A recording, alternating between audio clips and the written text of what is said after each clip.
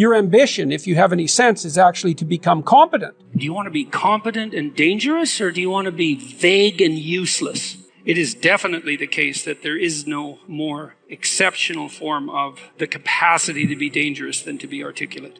And so it's a moral endeavor in some real sense. Right? To become articulate is to become the master of your own tongue.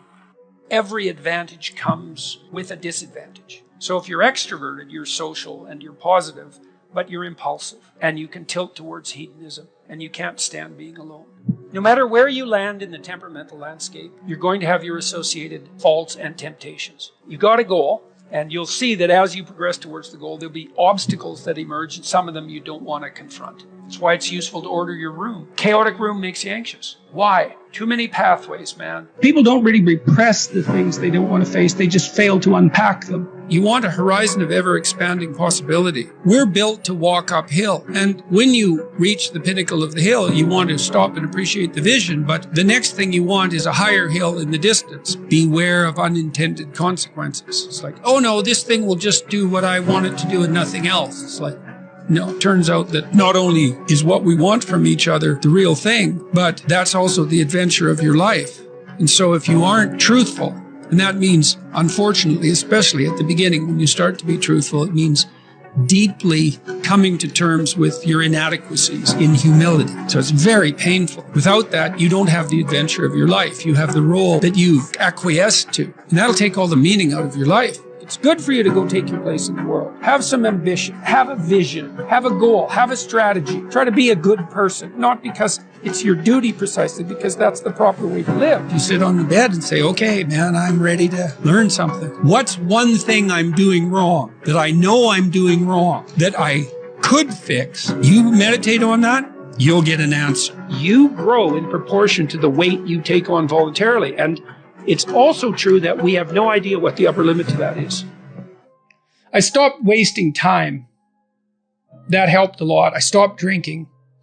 I stopped going to bars. I really didn't spend a lot of time with my friends when I had young kids in particular. I had friends and I saw them, with some degree of regularity, but where I cut corners was more with social life outside my family. So I spent a lot of time with my wife, and I spent a lot of time with my kids, and I spent a lot of time on my career. And so you have to make choices. And I think those were reasonable choices. I'm not displeased with them. Don't abandon your friendships, but you can certainly look at where you're wasting time and just stop doing things that you know to be a waste of time. So, and I did. The funny thing is, if you're trying to stop drinking, you need something better than alcohol. And alcohol is pretty good. So you better find something a lot better, man. Yeah, and it is. And then estimable people do estimable things. It's like, yeah, well, you want to figure out something that you're doing with your life that's worth not getting drunk and screwing up, because that's fun. I concentrated on my marriage and making time for it. I concentrated on spending time with my kids consciously. And I concentrated on developing my career. Those were the three elements of my life. And I had some time left over for creative pursuits and for friends, but most of it was a matter of getting rid of time wastes of any sort, and I just pushed that out of my life, day after day until I wasn't wasting any time or virtually no time. And, I've asked my undergraduates frequently how much time they waste per day, and general estimates are like 6 to 8 hours of time they regard themselves as wasting. Like, that's a whole career right there, right? So if you just stop wasting time, you can do a tremendous amount, especially if you also try to maximize efficiency. And I always found that incredibly motivating. A motivating game. How much can I do in the least amount of time possible? That's fun to try to do that, as far as I'm concerned. Because if you're starting to put your life together, and you have friends that object, those are not friends. Those are just people you know. They're not friends, because a friend is someone, this is one of the hallmarks of a friend. Here's 2 hallmarks. Mm-hmm. A friend is someone you can tell bad news to, and they won't tell you why you're an idiot, and they won't interfere with your suffering. They'll just listen, and maybe they'll suffer along with you. Mm. Okay, so you can tell bad news to them, and they won't tell you some worse thing that happened to them. They'll listen, and they'll suffer along with you. But a friend is also someone you can tell good news to.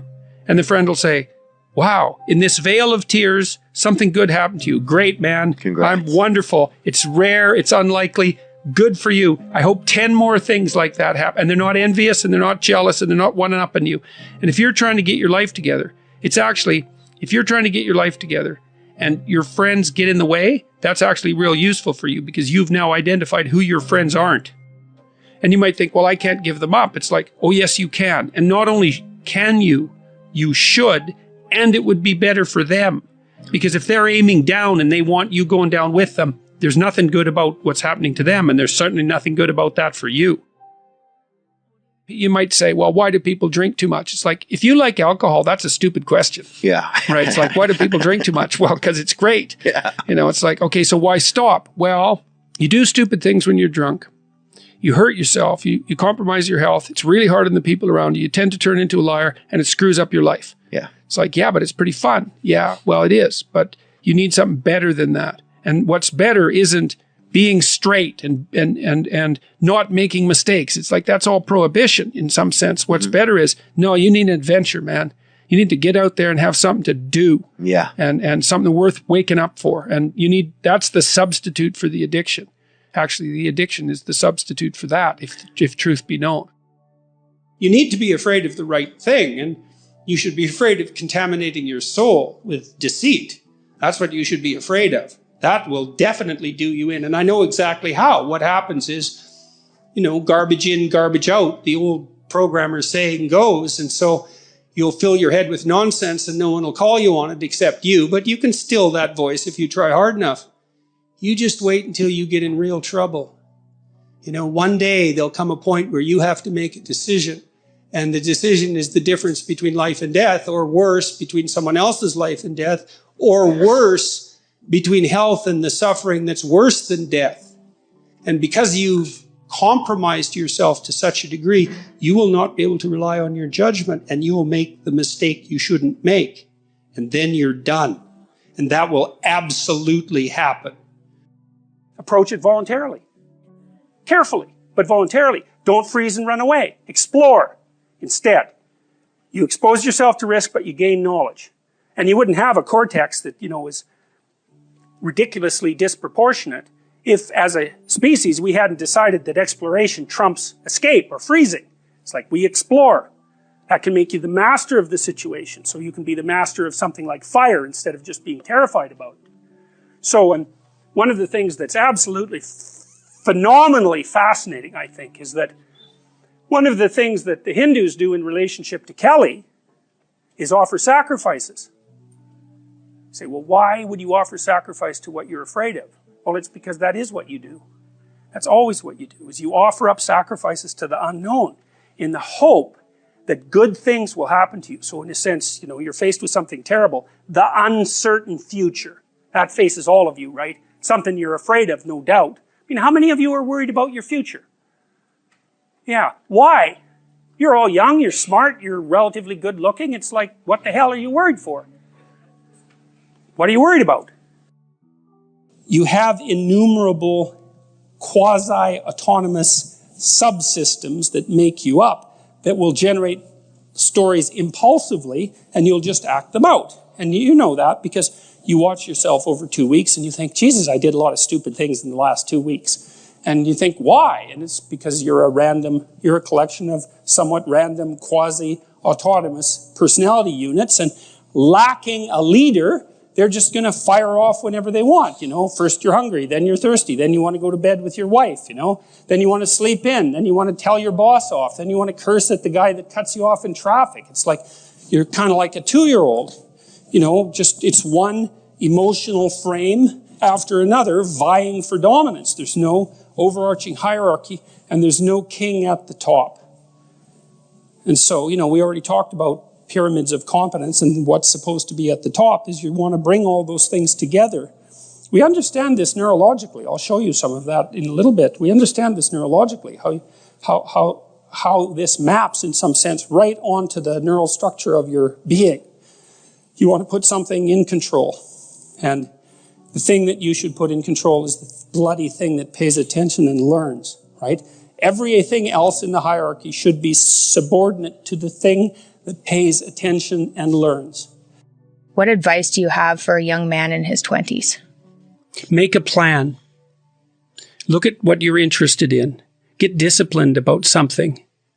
Allow for the possibility that you have something important to contribute to the world, and that the world would be a lesser place without that contribution.